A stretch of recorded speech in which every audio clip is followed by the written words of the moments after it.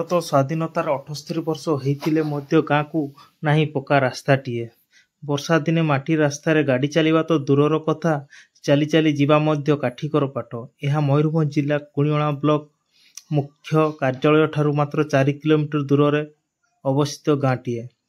ଚାନ୍ଦୁଆ ପଞ୍ଚାୟତ ଅଧୀନରେ ଥିବାବେଳେ ଏଠାରେ 300ରୁ ଅଧିକ ଲୋକ ଏଠାରେ ବାସ କରନ୍ତି। ଏହି ଗାଁକୁ ଆଜିଯାଏ ପକ୍କା ସଡ଼କଟିଏ ନାହିଁ।